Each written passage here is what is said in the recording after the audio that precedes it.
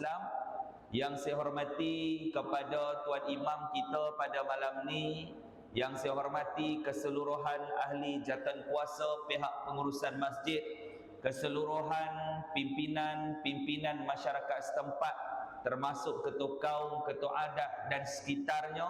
Yang saya hormati kepada tuan-tuan haji, puan-puan hajah, muslimin, muslimat, ibu-ibu, bapa-bapa, abang-abang, adik kakak dan keseluruhan masyarakat Kampung Pinang pada malam ini. Apa khabar semua? Alhamdulillah sihat tuan-tuan. Alhamdulillah. Minta maaflah saya terlewat sikit. Anak Cina memakai singlet sambil bermain kerem. Kalau tidak jalan berbelit-belit, tadi lagi dah saya dah macam tak kena pula pantun tu ya. Dalam tengah driving duk fikir pantun tu dah tak kena pula malam. Jadi tuan-tuan, jam tadilah ya, daripada Kuching sampai ke sini. Tempat tuan-tuan tak duduk ceruk jauh pula. Dalam rupanya Kampung Pinang saya duk bayangkan doktor kata simpang UiTM tu saja. Rupanya simpang UiTM masuk lagi ke dalam. Masuk ke dalam 5 kilometer lah Jadi alhamdulillah sempat jugalah saya bersama dengan tuan-tuan pada malam ni. Alhamdulillah, terima kasih yang hadir pada malam ni. Mudah-mudahan keberadaan kita pada malam ni diberkati dan dirahmati oleh Allah Subhanahu wa taala. Amin ya rabbal alamin. Saya nak tanya satu soalan, orang Kampung Pinang memang ramainya ni je ahli qiraahnya ke? Ada lagi, ramai lagi lah. Kira ramai juga yang datang ni malam ni. Tapi lagi ramai yang tak datang. Yalah, mungkin kita ke sini, dia ke Kuching, orang Kuching datang sini, dia ke Kuching. Nak buat macam mana tuan-tuan? Tapi tuan-tuan boleh hadir pada malam ni. Moga Allah Ta'ala berkati kehidupan kita dunia akhirat. Amin ya rabbal alamin. Alhamdulillah tuan-tuan, kita masih lagi berada di dalam ambang Muharram. Kita berada di dalam bulan antara bulan-bulan yang disucikan oleh Allah Subhanahu wa taala. Antara bulan, kata Ibnu Abbas, menurut kata Ibnu Abbas, barang siapa yang melakukan amal kebaikan pada bulan-bulan haram. Bulan-bulan haram ni tuan-tuan ada 4. Allah Ta'ala sebut dalam Al-Quran, inna iddatish syuhuri indallahi 12 syahran fi kitabillah. Allah Ta'ala menciptakan langit dan bumi, di antara ada 12 bulan semenjak dijadikan langit dan bumi, dan arba'atun hurum, kata Allah ada 4 bulan haram. Jadi dalam hadis Nabi disebut ada salasah mutawalliyah. Di antara 4 bulan haram itu ada 3 bulan dia duduk secara berdekatan, dan 1 bulan dia terpisah di antara 1 bulan yang lain. 3 bulan yang duduk secara berdekatan itu adalah Zulqaidah, Zulhijjah dan juga Muharram, dan 1 bulan yang kita akan raikan nanti adalah dipanggil sebagai bulan Rejab. Jadi makna kata tuan-tuan, malam ni kita telah berada di dalam, masih lagi berada dalam bulan-bulan yang disucikan oleh Allah Subhanahu wa taala. Mungkin sebelum ni tuan-tuan hadir kuliah maghrib, maka markahnya 100, tapi sebab hadir kuliah maghrib di dalam bulan Muharram mungkin jadi 200 pahala kita. Mudah-mudahan, dengan syarat tak tidur time kuliah. Itu sajalah ya tuan-tuan. Baik tuan-tuan, muslimin muslimat yang dirahmati Allah sekalian, saya nak kenalkan diri ke tuan-tuan? Nak kenalkan diri ke Imam? Kenal. Imam kata siapa pula tak pernah nampak muka dia. Jadi kita kenalkanlah diri malam ni. Nama yang diberi ialah Muhammad Fakhrul Islam bin Mak Zarif. Saya berasal daripada Melaka. Saya ni orang Melaka tuan-tuan. Datang sekali dengan family saya duduk dekat belakang. Minta maaf lah ibu-ibu, kalau yang memekak-mekak tu, budak-budak kecil yang berlari-lari tu anak saya tu, jangan marah tuan-tuan. Jangan marah pakcik oi. Tu anak saya lah. Anak saya 6 orang ada kat belakang tu. Jadi datang satu family lah pada malam ni, mudah-mudahan. Dan isteri saya orang Kedah, jadi berkorban tak balik mengundi tuan-tuan. Kedah kan mengundi esok, doakanlah kemenangan. Siapa menang? Wallahu a'lam. Wallahu a'lam. Menang. Doa yang penting ada pemenang esok. Mun tak ada pemenang pun payah juga. Tapi kita doa ada pemenang esok, mudah-mudahan. Jadi tuan-tuan, saya datang ke Sarawak ni dah setahun 6 bulan dah lebih kurang. 6 bulan doktor, 6 bulan. Orang pertama saya jumpa Tuan Haji Adi, kalau tuan-tuan kenal, dia duduk di Meranik. Orang kedua saya jumpa tu Dr. Azman. Dia membawa saya, berikan saya tempat penginapan di Puitis. Malam ni kita ada Dr. Azman. Dia sebagai pengerusi Puitis Pertubuhan Kebajikan Tunas Islam Sarawak. Jadi tuan-tuan, malam ni kita datang sekali untuk memohon dan merayu kepada tuan-tuan untuk bersama-sama kita nak membina kompleks Islam dan kita nak buat tentang projek-projek pembangunan ilmu dan pahala. Mudah-mudahan banyak kita punya aktiviti program di bawah Puitis. Jadi tuan-tuan, kalau masuk saja pada pintu tu, tuan-tuan akan nampak ada satu tabung. Tabung itu warna hijau muda. Kalau tuan-tuan perasan, tuan-tuan jangan buat-buat tak nampak tau. Sebab pengalaman bila orang lalu dia buat-buat tak nampak, lepas 3 hari meninggal.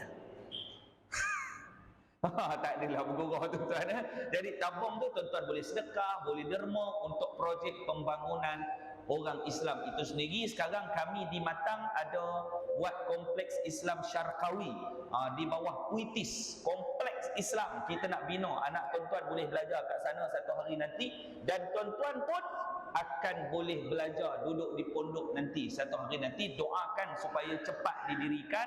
Jadi bergantung kepada sumbangan-sumbangan kita, insya-Allah, mudah-mudahan. Baik tuan-tuan, saya duduk setahun 6 bulan dah dekat Sarawak ni. Lepas tu si boleh kelakar Sarawak lagi. Sikit-sikit boleh lah. Sikit-sikit boleh lah. Jadi tuan-tuan, saya mengajar di SMK Seri Matang. SMK Seri Matang ni tuan-tuan tahu tak dekat mana? Kat mana? Jalan Matang, confirm lah Jalan Matang, dah nama pun kat Matang tu. Jadi SMK Seri Matang, sekolah saya ni Syah Lama dulu. Sekolah Syah Lama. Syekh Haji Osman Wahab tu. Sekarang dipindahkan di Batang Jaya. Jadi tapak sekolah Syah Lama didirikan satu sekolah namanya SMK Seri Matang. Jadi saya berkhidmat di sana lah. Berapa lama? Wallahu a'lam. Baik tuan-tuan muslimin muslimat yang dirahmati Allah sekalian, malam ni kita nak bicarakan, kata pengerusi tadi, dia berikan satu gambaran, diceritakan tentang hijrah dan juga Muharram. Bila kita bicarakan tentang Muharram, dalam mindset kita akan gabungkan dengan satu peristiwa yang besar. Nama peristiwa itu adalah hijrah. Satu benda yang kita kena ubah mentaliti dan pemahaman kita tuan-tuan. Hijrah dia tidak berlaku pada bulan Muharram. Nabi keluar daripada rumah, Nabi hijrah bukan bulan Muharram. Tetapi Nabi bermula hijrah keluar daripada rumah, Nabi menuju ke rumah Sayyidina Abu Bakar As-Siddiq radhiyallahu an pada 28 Safar. Nabi bermula hijrah pada 28 Safar. Jadi pasal apa kita masuk bulan Muharram, kita akan ceritakan tentang hijrah. Sebab bulan Muharram adalah bulan bermulalah kiraan kalender Islam, bulan yang pertama dalam Islam yang dipanggil sebagai bulan Muharram. Orang kita ni dia tak familiar dengan bulan-bulan Islam. Bahkan kalau saya tanya tuan-tuan, tuan-tuan boleh sebut tarikh lahir tuan-tuan, tuan-tuan boleh sebut tarikh lahir tahun berapa. Tapi kalau saya tanya tuan-tuan kalender Masihi, tuan-tuan ingat tak tuan-tuan lahir tahun berapa? Tuan-tuan lahir bulan berapa? Rabiul Awal ke Zulkaidah ke Zulhijjah? Kita tak pernah tahu. Sebab kita pun tak pernah nak ambil peduli tentang bulan-bulan Islam. Sedangkan bulan-bulan Islam daripada Muharram sampai ke Rabiul Awal, Jamadil Awal, Jamadil Akhir, Rejab, Sya'ban, Ramadan, kemudian masuk balik Muharram. 12 bulan ini Allah Ta'ala sebut dalam Al-Quran telah didirikan sama lamanya dengan penciptaan langit dan bumi. Subhanallah. Jadi yang kita hafal bulan Islam dua sahaja. Yang pertama Ramadan, yang kedua Syawal. Dua je, perasan tak? Tapi bulan lain kadang-kadang kita tak pernah tahu. Saya pernah tanya seorang budak, "Dik, tahu tak bulan Zulkaidah?" Dia tanya saya balik, dia kata, "Ustaz, ada ke nama bulan macam tu?" Astagfirullahalazim. Punya tak pernah dengar tuan-tuan. Orang kita panggil Zulkaidah, tetapi Arab panggil Zulkaidah. Zulqa'dah. Jadi tuan-tuan, jom kita mengaji tentang bulan-bulan di dalam Islam. Setiap bulan di dalam Islam dia ada peristiwa dia. Setiap bulan di dalam Islam dia ada cerita dia. Setiap bulan di dalam Islam dia ada satu peristiwa yang terbesar, yang perlu dan wajib kita ingat, sebahagian daripada sirah yang mengajarkan tentang Islam dan perkembangan agama kita. Termasuklah bulan Muharram ni. Kita akan bicarakan dalam bulan Muharram adalah proses hijrah. Kita akan bicarakan di dalam bulan Ramadan, dalam bulan Muharram ini adalah proses perubahan. Kita tak payah sebut tentang hijrah Nabi daripada Mekah sampai Madinah. Sebenarnya setiap hari dalam kehidupan kita telah berlaku proses hijrah itu sendiri. Ayah-ayah yang ada dekat depan saya umur 60. Betul tak? Imam umur berapa imam? 27 ada. Oh, 67 ingat 27. Kalau 27 saya tua lagi mak. 67 sihat, ada sakit apa mak? Biasalah.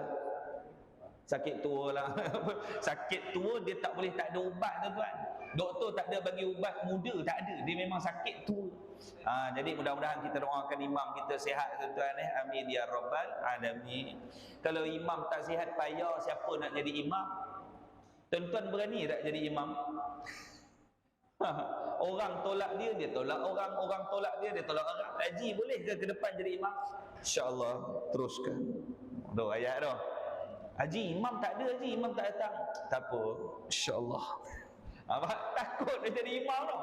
Jadi insyaAllah kita doakan imam kita panjang umur, mudah-mudahan. Tuan-tuan, dalam hidup ni, waktu sebelum 67, kita ingat lagi zaman imam kita kahwin. Bukan kita lah, Imam zaman ingat zaman kahwin dulu 20. Kalau tak ingat kena kahwin baru tau. Ingatlah umur 20 ha? Oh 20 kahwin. Subhanallah. Isteri ada lagi imam Alhamdulillah. Kahwin umur 20, umur 67 berkahwin mahligai 47 tahun. Subhanallah. Masya-Allah, dahsyat tuan-tuan. Dulu zaman 20 tahun kita kuat tuan-tuan. Zaman umur tuan-tuan 15 tahun, zaman umur tuan-tuan digelar sebagai anak remaja, anak dewasa. Ni adik-adik dewasa ke belakang ni. Zaman kita kecil kita ada masa, zaman kita kecil kita ada tenaga. Satu saja kita tak ada, namanya kita tidak ada harta. Perasan tak? Ingat dulu tak? Oi, merayap gitu, naik basikal daripada Ceruk mana kampung sana, dia belah kampung sana, tembus-tembus di Miri. Tak sangka tuan-tuan, jauh berjalan. Tapi duit tak ada. Waktu tuan-tuan berumur meningkat 20 tahun, masuk 30 tahun. Saya umur 34 tahun. Tahun ni 34 tahun. Tuan-tuan, saya ada tenaga, saya ada harta. Satu saya tak ada, kadang-kadang kurangnya masa.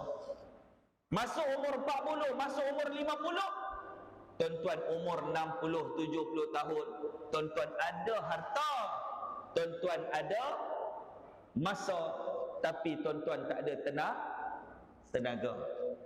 Setiap proses kehidupan di Allah Ta'ala susun tak lengkap, tidak sempurna kehidupan kita ni tuan-tuan, supaya kita bersyukur dengan apa yang kita ada dalam hidup ni. Waktu kita umur 5 tahun, umur 6 tahun, seronok. Adik-adik, umur berapa adik yang pakai jaket ni? 15, seronok tak? Seronok. Yang tak seronok, bapak tarik telinga pergi ke masjid. Yang tu tak seronok tuan-tuan. Yang lain semua seronok. Budak-budak ni, baju merah ni tuan-tuan, ni umur 3 tahun. 3 tahun ada adik? Hai. Berapa umur kau? 8. Oh 8. Seronok jadi budak-budak. Seronok. Minta apa semua dapat. Betul tak? Zaman kita kecil minta apa semua dapat. Tapi ikut cara mentaliti hari ni lah tuan-tuan. Sebab itu kata Saidina Ali, didiklah anak kamu mengikut zaman mereka berada. Tuan-tuan tak boleh kata zaman ayah dulu kau tak tahu. Tak boleh. Sebab zaman ayah dah lain, zaman budak-budak dia lain. Saya mengajar tentang pendidikan. Dulu KBSM lain, sekarang KSSM lain. Sebab itu tuan-tuan tengok buku anak tuan-tuan darjah 4, tuan-tuan pun tak boleh nak settlekan masalah matematik. Tak boleh. Susah sebab kita belajar silibus lain, dia belajar silibus lain. Perubahan itu makin berubah. Kita sendiri tuan-tuan, kita hijrah masuk alam yang ketiga dah. Kita nak masuk lagi satu alam, nak masuk lagi alam yang terakhir. 2 alam lagi kita akan lalui dalam hidup kita. Dan sekarang kita berada alam yang ketiga. Alam yang pertama, tuan-tuan duduk alam apa tuan-tuan? Alam roh, bukan barzakh. Barzakh tu kemudian tuan-tuan. Alam roh. Duduk awal alam roh. Kita duduk alam roh. Tuan-tuan duduk alam roh, saya pun duduk alam roh. Alam roh ni tuan-tuan, kita dah ikat janji dengan Allah. Allah Ta'ala kata, alastu bi rabbikum. Allah Ta'ala kata, adakah aku ini Tuhan kamu? Kita jawab dah dulu, qalu bala syahidna. Benar ya Allah, kami bersaksi Engkau adalah Tuhan kami. Kita ikat janji dengan Allah. Daripada alam roh tak kekal. Allah Ta'ala hijrahkan kita ibu-ibu masuk alam yang kedua, dipanggil sebagai alam rahim. Alam rahim yang tak lama, 9 bulan 10 hari mak kita mengandungkan kita, kan? Baru ni saya ceramah dekat sekolah semalam, saya ceramah petang, saya ceramah dekat sekolah rendah, satu sekolah tu. Saya tanya, dik, siapa mengandung, mak ke ayah? Dia kata dua-dua mengandung. Oi, saya kata macam mana dua-dua mengandung? Dia kata ustaz tanya siapa mengandung. Saya jawablah dua-dua mengandung. Saya kata yang beranak siapa? Dia kata yang beranak mak, ayah mengandung tak beranak. Oi, betul juga. Ayah mengandung 9 tahun tuan-tuan, tak beranak. Yang faham, tak faham sudah tuan-tuan. Ayah sihat, makan banyak macam orang mengandung. Dia kata ayah dia pun mengandung, mak mengandung, mayah pun mengandung, dua-dua mengandung. Mana yang beranak? Dia kata mak, ayah tak beranak ustaz, dia mengandung tanpa beranak. Oh, dahsyat. 9 bulan 10 hari. Ingat tak waktu anak pertama kita lahir tuan-tuan? Tuan-tuan buat apa bila anak lahir? Tuan-tuan buat apa? Orang kampung Pinang ni macam tak boleh nak jawab. Ke sejuk tuan-tuan malam ni? Saya sejuk tu yang saya pakai kot. Selalu saya tak pakai kot, tanya doktor. Doktor dia kata dalam hati, bong terbiar apa ustaz pakai kot malam ni. Tuan-tuan, anak tuan-tuan lahir, kita buat apa? Nyanyi lagu. Kuda yang mana tuan senang, qamat azan. Betul tak? Azan. Sebab apa azan? Sebab tuan-tuan belajar lahirnya anak azan. Ada orang belajar lahirnya anak azan. Dia bukan azan kat telinga anak, dia azan kat telinga bini dia. Ada kawan saya doktor tuan-tuan kat hospital besar Melaka. First time dalam hidup dia berlaku, dia terkejut tuan-tuan. Anak lahir, bapak tu azan kat telinga doktor. Tuan-tuan boleh bayang? Anak tu lahir, dia pergi kat telinga doktor, Allahu Akbar, Allahu Akbar. Kejut doktor. Dia kata, bang bukan saya ni, budak ni. Oh ya ke, silap. Punya gabrahnya suami tu. Kita 9 bulan 10 hari kita duduk. Daripada alam roh kita pindah alam rahim. Alam rahim 9 bulan kita duduk. Hijrahlah kita alam sekarang. Nama alam sekarang adalah alam dunia. Dunia yang kita tak tahu bila nak pergi alam yang keempat tu, namanya alam barzakh. Siapa orang kampung Pinang dia tahu akan pergi ke alam barzakh? Tolong angkat tangan tuan-tuan. Alhamdulillah Ustaz, saya dapat mimpi macam minggu depan. Boy. Kita tak tahu. Betul tak? Kenapa Allah Ta'ala rahsiakan mati kita ni? Allah Ta'ala suruh kita hijrah, Allah pun hijrahkan kita alam sesatu alam dengan rahsia tanpa pengetahuan manusia, hanya pengetahuan Allah. Dia suruh, dia hijrahkan kita secara automatik, tapi dia tak bagi tahu bila kita nak masuk alam yang keempat. Pasal apa? Sebab berhijrah itu bukan mengikut tempoh dan masa, tetapi hijrah itu kena berubah sentiasa ke arah kebaikan. Kita tak tahu bila mati. Ada orang minta mati, tak mati-mati. Ada orang minta panjang umur, esok mati. Kita ziarah orang sakit, tengok Pak Din, kaki kanan kena potong, kaki kiri kena potong, duk menong lah kat hospital. Cakap pun tak boleh, apa pun tak boleh. Kita pun pegang dahi dia, betul tak? Sabarlah Abang Din, insya-Allah Allah Ta'ala bagi kesembuhan, insya-Allah. Kuat Abang Din, insya-Allah. Anak dia tunggu dekat pintu lift. Anak dia kata, "Abang, cepatlah abang, nak balik." Sabarlah Abang Din, anak dah panggil balik, minta maaf lah, nanti kita jumpa lagi ya, kita boleh sembang-sembang. Abang cepat, sabarlah. Bapak dia pun lari tuan-tuan, pintu lift nak tertutup, kepala lepas, badan tak lepas. Meninggal kat situ. Pak Din kata, dia baru lepas ziarah aku, yang mati dia, aku ni tak mati-mati. Nampak tuan-tuan, kita tak tahu bila mati. Wayah tabur ke hidung, masuk dekat telinga, dok pakai net. Betul tak? Tak mati-mati. Allah Ta'ala tak takdirkan dia mati. Yang mati kadang-kadang orang biasa pun dia mati secara tiba-tiba. 2 minggu lepas kita tengok dalam YouTube, ada seorang pensyarah daripada Universiti Sains Islam Malaysia, dia bagi ceramah tuan-tuan, kan dia meninggal waktu tu. Allah, mati tengah ceramah tuan-tuan.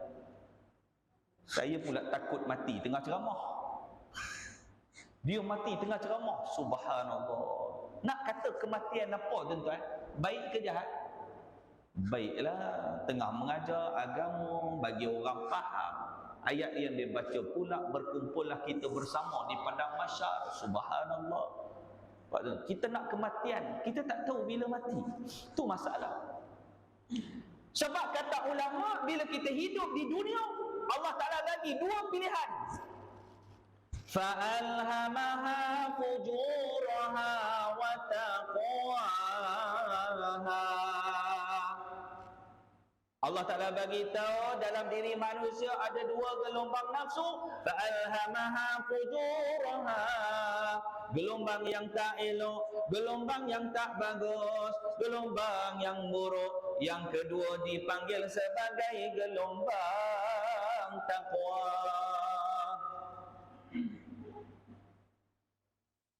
Allah Ta'ala tak sebut gelombang yang buruk, satu gelombang miskin dan gelombang kaya. Allah Ta'ala tak sebut. Yang Allah Ta'ala kata adalah gelombang takwa. Siapa dia? Orang yang bertakwa.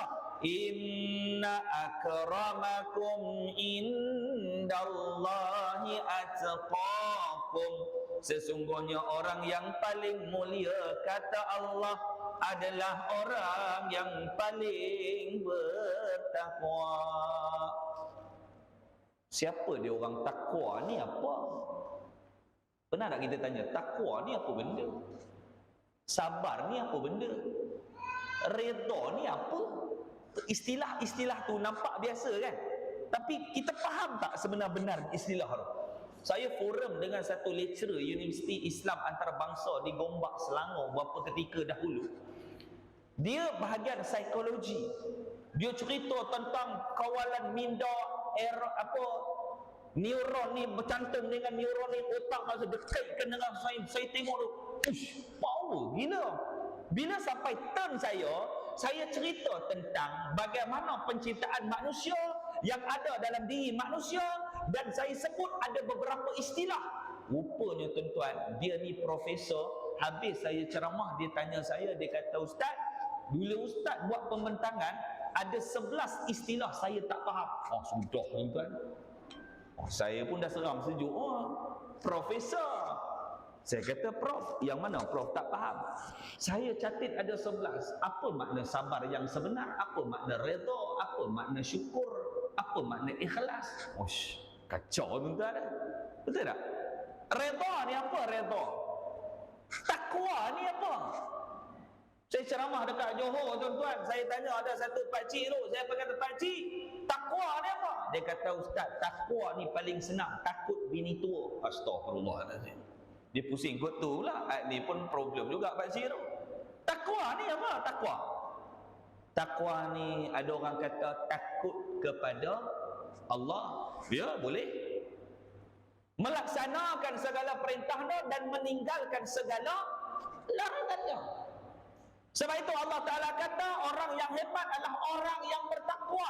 Orang yang paling tinggi kedudukannya di antara kamu, siapa yang paling bertakwa. Kemudian kita cari juga apa benda ciri-ciri takwa. Oh, kat situ ada iman, kat situ ada sabar, kat situ ada redha, kat situ ada ikhlas, kat situ ada amalan soleh, beramal soleh, kat situ ada perkara-perkara yang baik. Dalam sehari daripada kita bangun tidur pagi tadi tuan-tuan, sampailah ke maghrib malam ni, tuan-tuan fikir apa amalan baik yang kita buat hari ni. Ada tak? Bangun tidur tadi, bangun tidur tuan-tuan ingat, tuan-tuan bangun tidur, kita bangun tidur pukul berapa? Katakanlah sebelum subuh kita bangun pukul 5 lah contoh kan. Apa amalan baik? Start kita buka saja mata, apa dia amalan baik kita buat sampai sekarang? Ada orang buka-buka mata duk capai handphone tu. Dia kata apa ceramah malam tadi, grand final tu apa malam dia cerita apa? Ada pukul 5 pagi tu dia tengok grand final ceramah malam semalam. Ada orang pukul 5 pagi dia duduk-duduk, dia baca doa, dia istighfar, dia tengok belum subuh ni dan lagi ni ambil air semayang, kemudian solat 2 rakaat sebelum subuh. Sempat lagi, sempat. Ada orang kata sedekah paling baik adalah sedekah subuh. Jadi dia ambil barakah sedekah subuh, dia ambil telefon dia tuan-tuan, dia belik-belik dekat Facebook, dia tengok ada iklan madrasah apa semua ni tuan-tuan, ada nombor akaun. Waktu tu juga dia buka dia punya akaun, dia transfer RM2 dekat tabung wakaf sekolah madrasah tu. Ada. Apa amalan baik kita buat? Hari Jumaat tadi kita derma, alhamdulillah. Mujur ada hari Jumaat. Itu pun seminggu RM1. Dia letak RM1 dalam tabung tu, rasa macam dia letak RM1, dia pejam mata, dia kata kalau mati pun puas hati. Baru RM1 tau, baru RM1. Tapi itulah yang kita mampu, itulah kita ikhlas. Allah Ta'ala angkat RM1 tadi, penyebab RM1 walaupun nilaian mata manusia tu rendah, tiada ada nilai, dengan RM1 tu Allah Ta'ala boleh masukkan kita ke dalam syurga khalidina fiha, selama-lamanya yang kita tak tahu sampai bila kita duduk. Walaupun RM1, korek-korek duit dah memang tak ada duit dah. Duk ambil beg dompet dah, dompet dia kopak-kopak, dia goyang-goyang, bagi duit siling turun pun tak turun dah. Nak bersedekah, duit tak ada. Jalan kaki lah daripada rumah pergi ke masjid, sampai dekat simpang nampak duit 5 sen ada tepi jalan. Dia pun ambil 5 sen tadi tu, dia kata tak apalah, ni je lah yang aku mampu. Dia pun ambil, dia bubuh dalam tabung. Waktu tu dia ikhlas letak dalam tabung, boleh dia nak ambil, tapi dia simpan dalam tabung masjid. Allah Ta'ala redha, Allah Ta'ala berikan barakah, Allah Ta'ala angkat darjat martabat dia. Tak mustahil. Dengan sebab 5 sen dia duduk dalam syurga selama-lama. Apa guna bawa 200? Ambil 200. InsyaAllah. Ni bukan kata syurga ni. Atas syurga aku duduk ni. Ada 200. Ada perasaan riak pula. Tengah dengar khutbah, tong derma tu lalu. Kan orang ada kat sini trend, saya tak nampak lagi orang tolak tong derma. Ada. Semua masuk tabung kan? Kalau kami kat Semenanjung di Kedah memang biasa. Kalau kampung-kampung jenis tolak tabung tengah khutbah. Memang kalau tidur dia nampak tabung tu, dia tidur mati tuan-tuan. Memang tak bangun lah. Dia tak buat duit, tabung duduk depan dia, tuan-tuan nak buat apa? Dia tidur lah. Dia tengah dengar khutbah, dia tengok tabung. Kawan gerak-gerak, tak jaga tuan-tuan. Ada jenis macam tu. Sebab tu bahaya juga gerak-gerak tabung ni. Betul tak? Ganggu, kadang-kadang ganggu orang tengah khutbah, ganggu. Tengah-tengah, kacau pula. Betul tak? Kadang-kadang yang imam tu pula, kadang-kadang dia pula ada imam yang kadang baca teks-teks tu pula jauhi. Yang ni pun problem juga. Imam dia kena praktis teks tu. Susah tuan-tuan. Sebab itu saya kalau baca khutbah, daripada teks Jawi saya akan convertkan pergi ke Rumi. Sebab apa? Sebab bila duduk atas, bila masa boleh tersilap, baik baca Rumi lebih selamat. Dia duduk mengeja ke atas. Duduk mengeja. Diharamkan makan kap lam dalya, keladi. Diharamkan makan keladi. Aduh tuan-tuan, Pak Mat baru beli keladi dekat pasar tadi tuan-tuan. Dah haram ke hari ni? Rupa keladi keldai. Ada satu kes tuan-tuan, hari ni khutbah pasal dadah nak? Kan pasal dadah. Okey tuan-tuan, dia tak sebut istilah. Ada satu negeri dekat Perak tu, dia tulis jenama dadah dalam Jawi. Diharamkan makan kakoen, mofoen.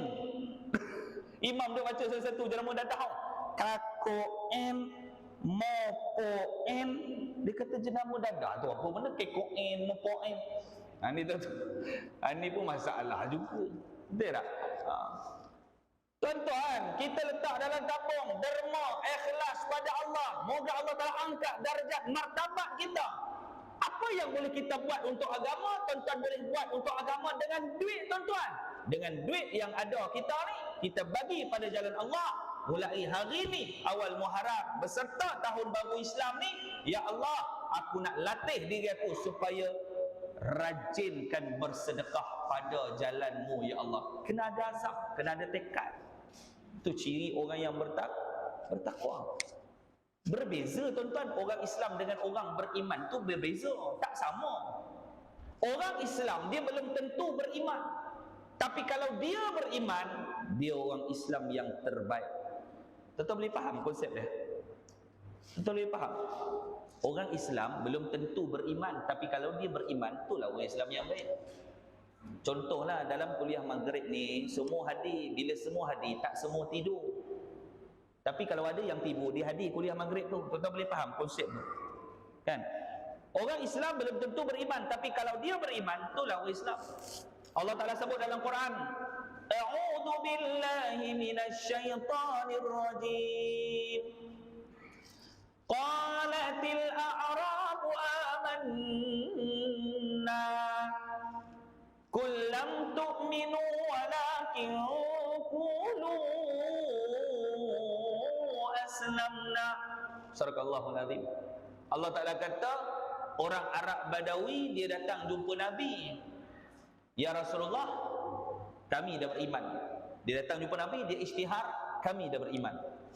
Nabi kata, jangan kata diri kamu itu telah beriman selagi iman belum meresap masuk dalam hati kamu. Katakan sahaja kamu telah Islam. Maknanya orang Islam belum tentu beriman, tapi kalau dia beriman, itulah orang Islam. Tuan-tuan, jangan kata kita jadi orang Islam confirm beriman. Tak, selagi kita belum menjalankan tanggungjawab sebagai seorang Islam untuk berhijrah kepada Allah, mendekatkan diri kepada Allah. Dengan harta tuan-tuan boleh sumbang pada jalan Allah, tuan-tuan dikategorikan beriman kepada Allah.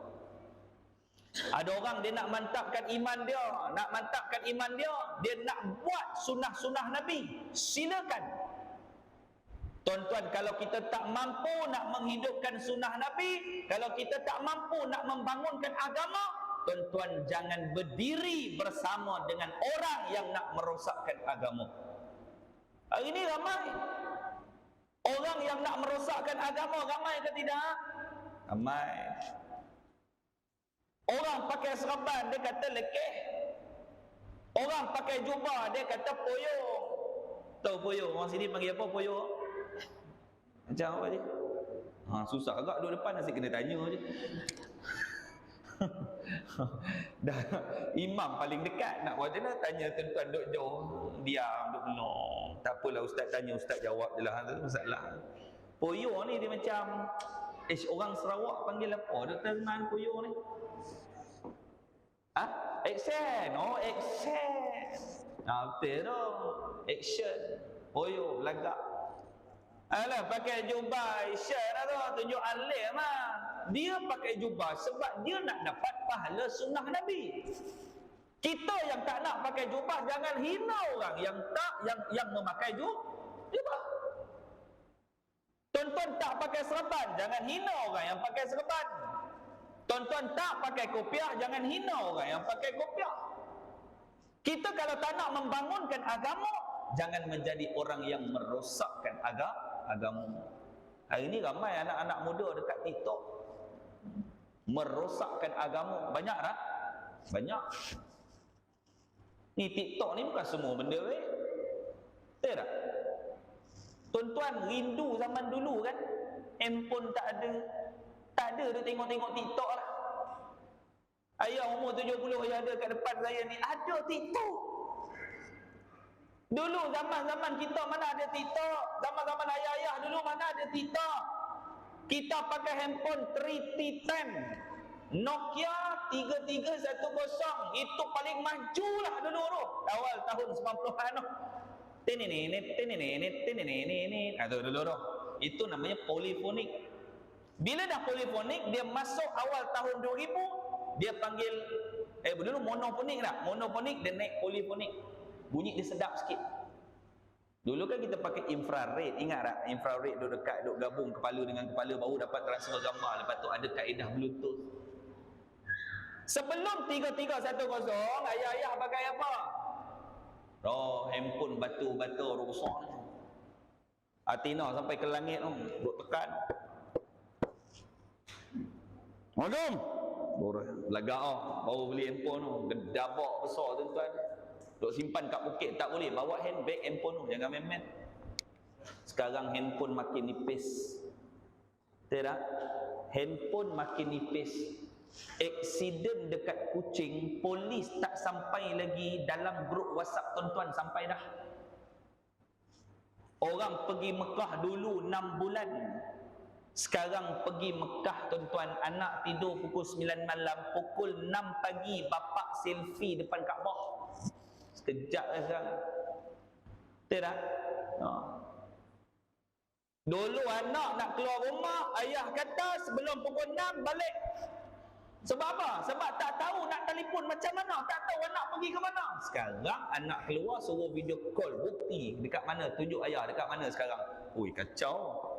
Susah. Nak bini telefon, dia buat video call. Abang kata abang pergi masjid, betul? Abang kat masjid dah ni. Tengok tepi. Rupanya tengah main kirim tuan-tuan, bukan ke masjid, duk main endam haji kat kedai. Mana orang tahu? Ni zaman hari ni, zaman hari ni. Dulu kita nak dengar fitnah hanya cakap di mulut. Sekarang fitnah depan mata kita. Perasan tak? Depan mata ada fitnah, dalam rumah ada fitnah, dalam bilik ada fitnah. Semuanya fitnah dekat ujung jari kita ni tuan-tuan. Buka fitnah, buka fitnah, buka fitnah. Nak sebelum 12 hari bulan banyak fitnah nak PRN ni. Kawan ni, saya tadi tengok video dalam on the way, tengok apa kata netizen tentang PRN esok. Dia kata kami pun dah tak tahu nak pilih mana, yang ni kutuk sana, yang ni kutuk sana, apa agenda untuk kami. Betul juga tuan-tuan. Nampak tuan-tuan? Fitnah jadi makanan. Sebab itu Nabi kata akhir zaman, tanda-tanda kemunculan satu dajjal, manusia yang dijadikan oleh Allah, yang Allah Ta'ala masukkan dia sebagai golongan munzarin, golongan yang Allah Ta'ala tangguhkan ajal dia sebelum dia sampai. Antara tanda-tanda besar, fitnah berleluasa di atas muka bumi hari ini. Fitnah tuan-tuan, paling malang bila orang memfitnah satu orang, dia terlupa nak minta maaf semula. Malanglah. Nabi kata orang ni thumma turiha finnar, dia ni akan dilemparkan masuk dalam neraka Allah Subhanahu wa taala. Wal iyadu billah. Takut tuan-tuan. Zaman kita tak ada TikTok dulu, tenang. Ayah-ayah pun tak ada buat apa, betul tak? Zaman tak ada lato-lato dulu, duduk relax di rumah. Cucu balik daripada bandar, cucu dibelikan atuk dia handphone. Daripada atuk tu hidup tenang, jadi huru-hara hidup atuk tu. Umur 70 belikan handphone Samsung. Lepas tu installkan TikTok kat orang tua tu. Atuk dia kata TikTok tu apa benda? Atuk ni tak ikut perkembangan zaman. TikTok ni ceramah penuh dalam tu. Ya ke? Sejak ada handphone 4 bulan tak ke masjid hamba Allah tu, duk tengok ceramah kat dalam TikTok. Ayah sejak ada handphone, anak dia tanya, ayah sejak ada handphone ni tak pernah pergi ke masjid dengar kuliah. Dia kata kalau aku pergi ke masjid dengar kuliah tu, lepas maghrib sampai ke isyak tu, seorang ustaz tu je lah. Dalam TikTok ni aku tengok ustaz 15 orang sejam. Betul juga tuan-tuan. Punya alimnya bapak tu. Dalam TikTok bukan semua benda bagus. Duk tarik TikTok. Dia tak? Duk tarik spek dia ke bawah. Tarik swipe 5 kali, perempuan duk berjoget. Dalam TikTok kan banyak. Tengok. Astagfirullah. Apa ni nak tarik? Dah tak boleh lah. Cucu aku ni jahat. Ganggu iman atuk. Atuk jaga iman dia 10 tahun. Cucu dia bagi TikTok 2 minit, rosak iman atuk. Duk tarik. Astagfirullahalazim. Apa ni? Lepas 2 minit, atuk tu cari balik mana yang tadi tu. Punya jahatnya atuk dia cari video tadi tu. Nak ceritakan apa tuan-tuan? Iman dia boleh yazid wa yanqus tu. Nabi kata iman manusia naik turun. Naik turun. Sebab itu muslimin muslimat, apa yang boleh kita buat perubahan, hijrahkan untuk agama kita. Sebab dunia ni, kita nak masuk alam barzah ni, dunia lah tempat untuk tuan-tuan buat pilihan, untuk saya buat pilihan. Bila dah mati, dah tak ada pilihan kita buat. Tuan-tuan nak buat baik, dunia. Tuan-tuan nak buat jahat, silakan, dunia. Tuan-tuan nak makan apa, makan sekarang. Jangan kata saya dulu okey lah Ustaz, sekarang dah tak boleh nak makan. Tak. Tuan-tuan makan. Sebab nanti dah mati, dah tak ada makan. Saya sembang dengan Datuk Badli Shah. Datuk Bad, tuan-tuan kenal tak? Dia cerita dekat saya, dia kata, Syekh, ana pernah tanya orang tua-tua dulu. Ada satu orang tua di Pahang, umur dia 104 tahun. 104 tahun. Lama, 100 lebih. Sehat. Minta petua macam mana umur panjang.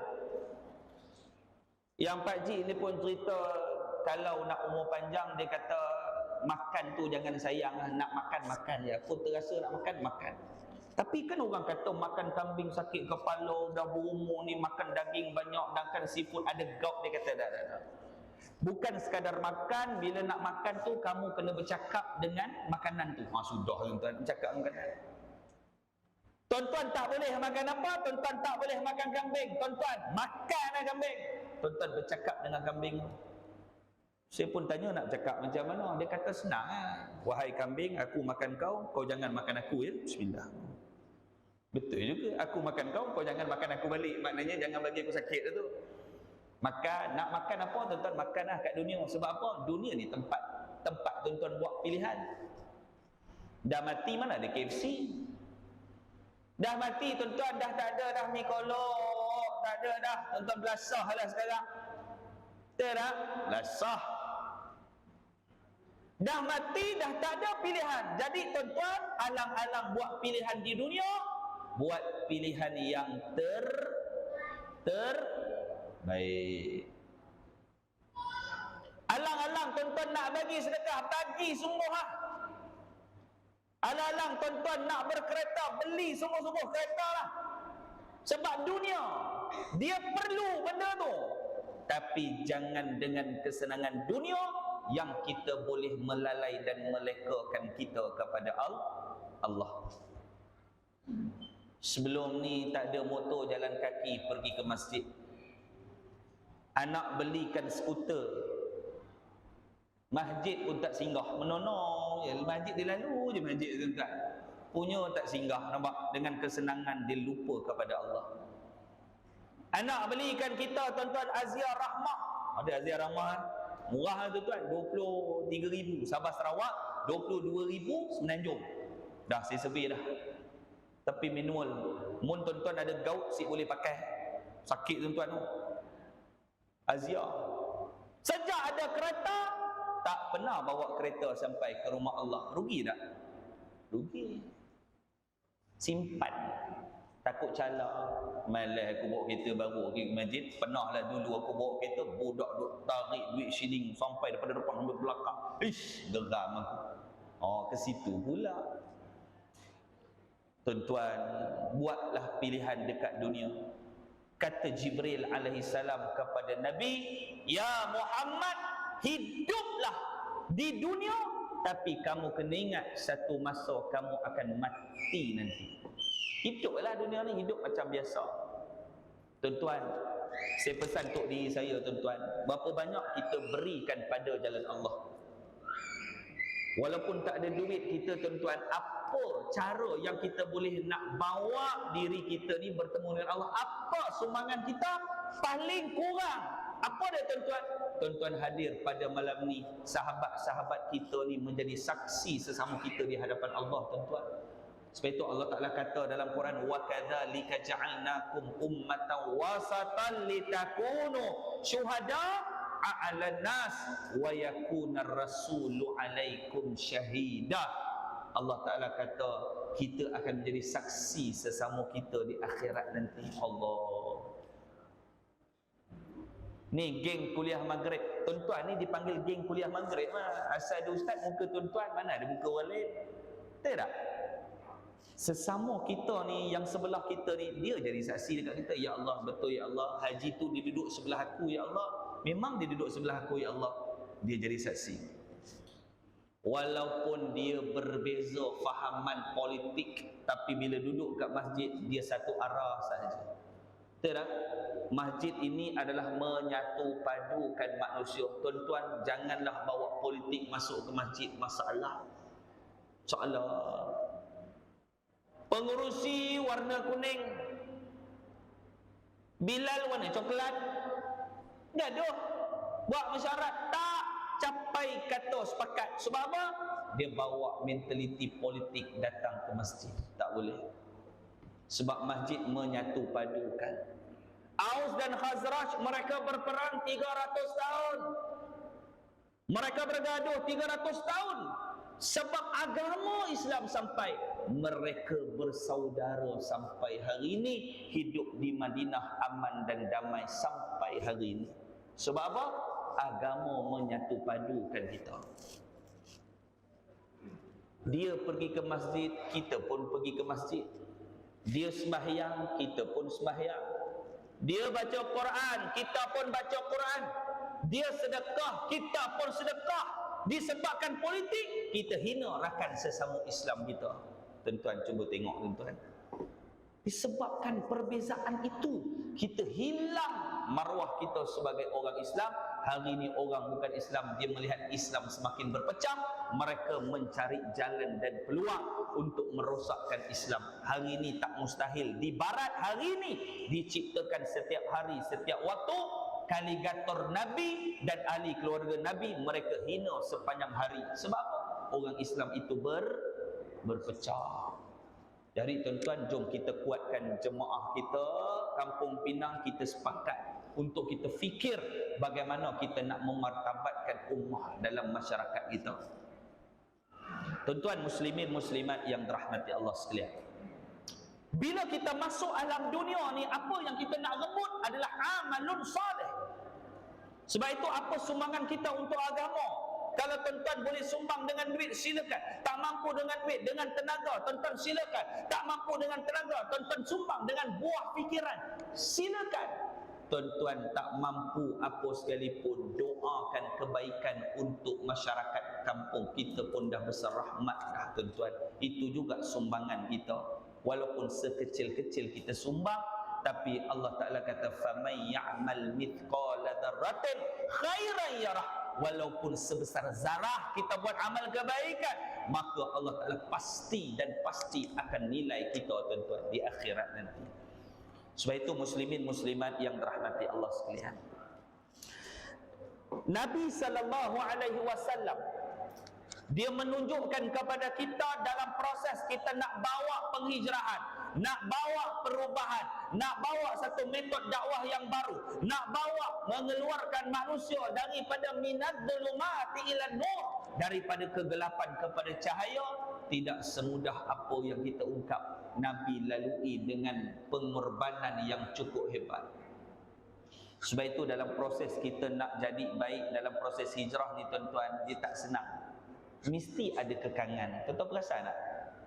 Kadang-kadang kita nak bagi duit dalam tabung, kita duk fikir, aduh pampers kat rumah dah habis anak aku, susu pula dah habis, aku ada RM50 dalam tabung, dalam poket ni, karang beras pun habis. Nampak? Mesti ada kekangan. Betul tak? Kita tengah siap-siap pakai butang baju, bini dia kata, abang nak pergi ke mana abang? Nak pergi kuliah maghrib lah, Piu Fakhrul datang malam ni. Lah abang bukan janji ke nak pergi waterfront? Dia kata betul juga, buka balik baju tuan-tuan, pergi waterfront. Kekangan tu ada tuan-tuan. Nak jadi baik ni bukan senang, dia mesti ada cabaran. Begitulah Nabi SAW.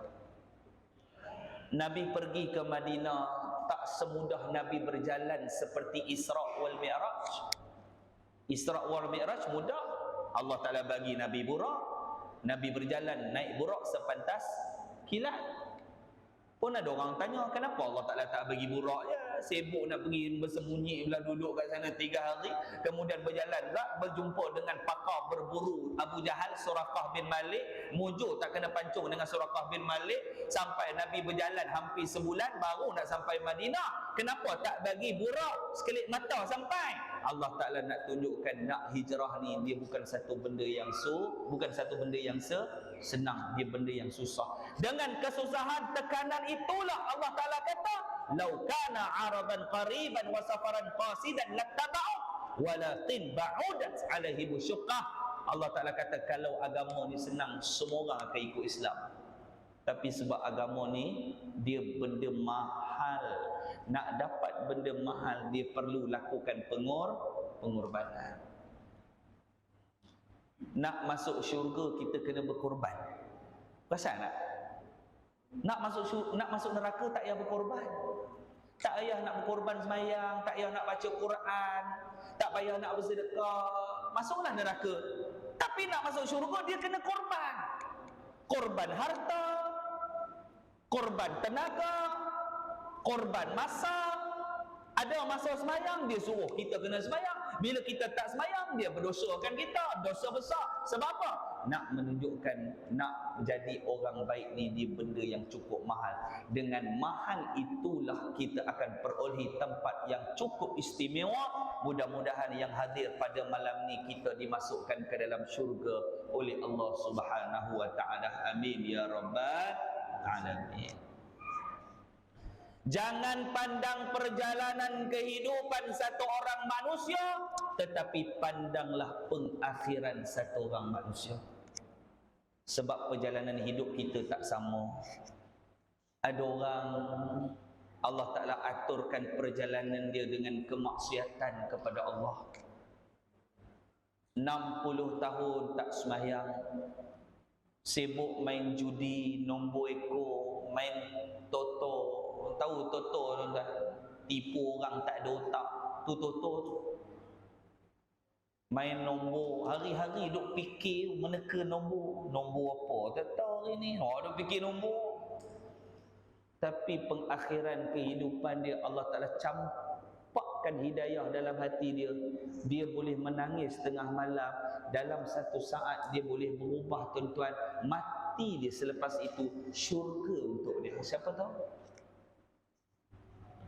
Ada satu orang di Kedah, saya dalam akaun dia tuan-tuan ada 3 juta kaya, tapi kedekut, na'udzubillah. Orang Melaka panggil kedekut tak hidung masin. Kalau orang Sarawak ni panggil kedekut macam mana? Memang kedekut sungguh lah. Dia kalau pergi dekat kedai tuan-tuan, makan mihun sup, dia takkan order air lah. Sebab dia kata dalam sup tu dah ada air lah. Punya tak nak order, nak jimat duit. Duit dia kaun 3 juta. 3 juta. Satu hari Allah Ta'ala uji dia sakit. Dia sakit, dia pergi hospital kerajaan. Duk tunggu giliran, duk marah ni lama. Duit banyak, kamu pergilah hospital swasta. Hospital kerajaan untuk orang, bukan untuk orang kaya. Dia orang rakyat biasa. Kamu orang kaya, pergi hospital swasta no. Kena 22,000 ringgit. Apa? 3 juta, 20 selah gigi 20,000 bayar. Keluar hospital, pergi hospital swasta bayar 22,000. Tuan-tuan, satu hari bila dia keluar hospital tu, kampung dia sendiri masjid nak buat renovation. Sedekah. Pengerusi datang jumpa dia, pengerusi kata kos nak buat renovation ni dalam 25,000. Dia kata kalau tuan nak sedekah boleh dialu-alukan. Dia pun pegang dahi. Hospital 20,000 tambah 25, 45,000 kalau aku bagi. Banyak gila. Dia pun pejam mata, dia ambil 25,000 dekat bank. Hari ni dia bagi pada masjid. Tuan-tuan tahu tak? Esok dia meninggal dunia, tuan-tuan. Dia akhirkan karier hidup dia dengan membangunkan rumah Allah Subhanahu wa taala yang digunakan oleh masyarakat. Apa mati dia ni? Nampak? Kita yang ada duit sedikit ni sumbanglah, bagilah. Bagilah pada jalan Allah. Jangan sampai tak bagi langsung, rugi tuan-tuan, rugi. Apa yang termampu sajalah. Sedekah dia memang takkan kayakan kita, tak kaya. Tetapi sedekah ni Allah Ta'ala janji dia akan menjaga kita. Di akhirat digandakan. Mathalul ladzina yunfikuna amwalahum fi sabilillah kamathali habbatin ambatat sab'a sanabila fi kulli sumbulatin mi'atu habbah wallahu yudha'ifu liman yasha wallahu wasi'un alim. Allah Ta'ala kata sekali umpama orang yang bersedekah, umpama satu biji benih ditanam, tumbuh 7 tangkai. Setiap tangkai itu Allah Ta'ala beri 100 pucuk, 100 cabang, 100 hasil. Maknanya sekali dia bagi pada jalan Allah, 700 kali ganda pahala dia untuk akhirat nanti. Sebab itu tuan-tuan, orang sedekah ni mana pernah miskin? Tak pernah lah tuan-tuan. Saya jumpa orang miskin sebab sedekah. Haji minta maaf lah Haji, dulu Haji kaya, macam mana dia boleh jatuh miskin pula sekarang? Saya sedekah banyak sangat. Ada tuan-tuan? Tak pernah dijumpa di orang, tak ada tuan-tuan. Tak ada. Abdul Rahman bin Auf, dia ni hartanya banyak. Nabi kata, wahai Abdul Rahman bin Auf, di akhirat nanti kamu akan merangkak-rangkak dengan harta kamu. Ush. Kata Abdul Rahman bin Auf, ya Rasulullah, macam mana aku nak jalan lalu laju ni macam sahabat lain? Takkan aku merangkak-rangkak? Nabi kata, wahai Abdul Rahman bin Auf, lepaskan harta kamu, sedekah. Tuan-tuan, dia dengar Nabi kata macam tu, dia sedekahkan harta dia. Sejak kejadian dia sedekah, hartanya makin banyak, makin bertambah.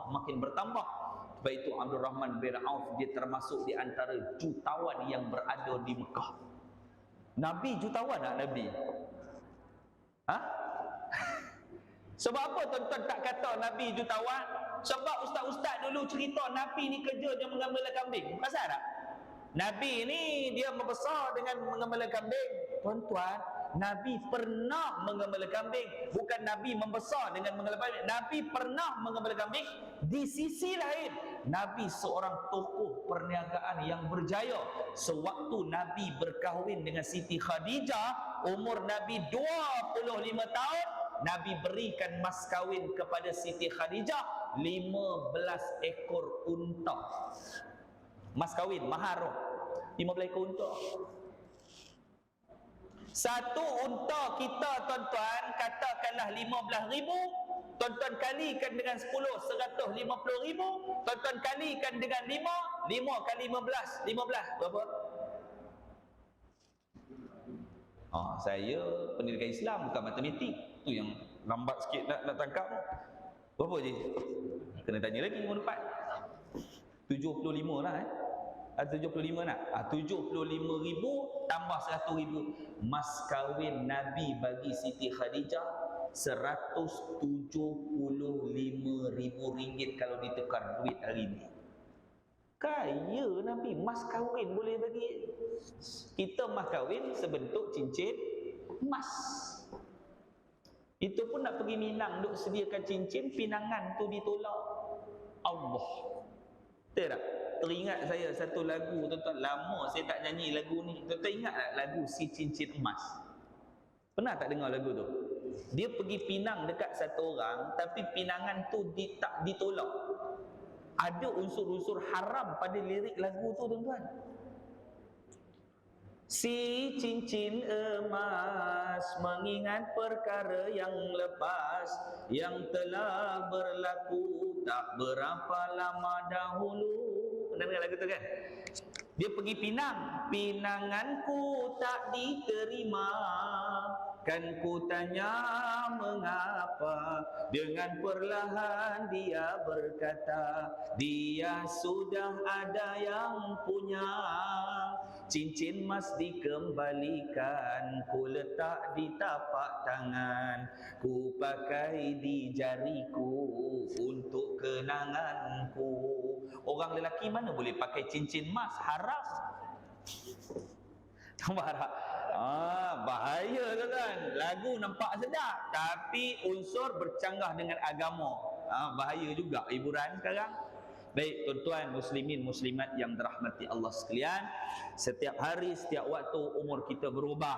Jadi yang kita tak nak bukan sekadar umur, yang kita nak adalah amalan kita juga perlu bertambah. Saya pesan bukan untuk tuan-tuan, saya pesan untuk diri saya tuan-tuan. Umur saya bukan makin kecil, umur saya makin bertambah, makin bertambah, makin bertambah. Kadang-kadang kita fikir ni, macam mana kita nak buat ni? Apa jalan yang kita boleh bagi pada agama? Apa jalan yang kita boleh sumbang untuk agama? Apa jalan yang kita boleh memartabatkan anak bangsa? Apa jalan yang kita boleh menyumbang satu perkara yang orang boleh amalkan? Saya ada satu jalan untuk saya. Untuk saya Allah Ta'ala bagi kelebihan. Mungkin saya boleh bercakap dekat mikrofon, saya cerita beramalan. Tuan-tuan boleh buat apa yang ustaz sebut, adalah saham pahala untuk saya tuan-tuan. Itu saja saya mampu. Tuan-tuan, walaupun tuan-tuan tak boleh cakap dengan mikrofon, tuan-tuan tak boleh bagi kuliah, tak apa tuan-tuan, banyak cara lagi tuan-tuan boleh bawa sumbangan untuk agama. Kuliah maghrib, ada kuliah maghrib malam ni, tuan-tuan kata dengan masjid, masjid tak payah keluar duit makan, malam ni untuk makan saya sponsor. Oh, itu besar rahmat tuan-tuan. Alhamdulillah ya Allah. Haji Man nak bagi makan apa maghrib malam ni? Mihun. Alhamdulillah. Okey. Yang bagi tu tak komplain, yang makan tu komplain. Semalam bihun, hari ni bihun, muka bihun, tukar lebih nu. Loh, dia dah tak bagi, komplain pula. Macam orang bagi pisang hari Jumaat lah. Tahu tak? Yang komplain yang makan 4 biji makan dah, komplain lagi tu. Sia-sia pisang ni orang monyet ke apa? Ngap makan kat tangga. 4 biji dah dia telan. Kurang-kurangnya dia pun tak bawa apa tuan.